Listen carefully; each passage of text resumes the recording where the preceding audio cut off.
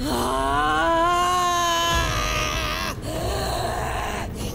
হলো আমার এই অবস্থার জন্য তুই দায়ী কিরণমালা। না রাক্ষসী রানী কটকটি, তোমার এই অবস্থার জন্য দায়ী তুমি নিজে। তোমার দুর্দমনীয় লোভ, অমরত্বের লোভ, সেই লোভ তোমার শরীরকে এই বিকৃত রূপ দিয়েছে। ওই পানীয় অমৃত ছিল না, ওই পানীয় কুমিরের শক্তি আহরণ করে তৈরি করা হয়েছিল, যাতে তোমার মধ্যেকার অশুভ মনের বিনাশ ঘটে। তার মাত্র এক বিন্দুই যথেষ্ট ছিল, কিন্তু শুনলে না তুমি কিরণমালার কথা। এখন নিজের পাপের ফল ভোগ করো তুমি।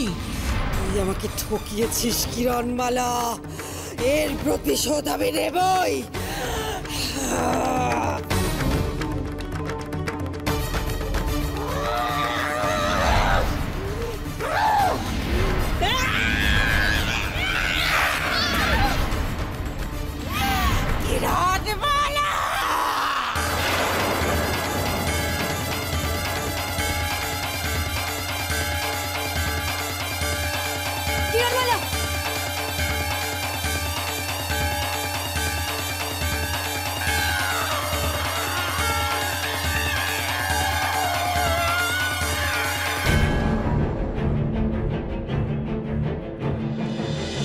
কোথাও কোনো সংবাদ পাওয়া যাচ্ছে না।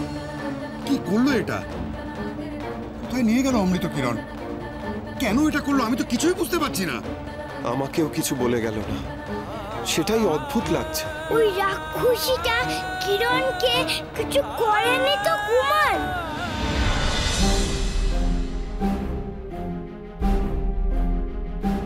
ও বাবা, কিরণ তুই এসেছিস?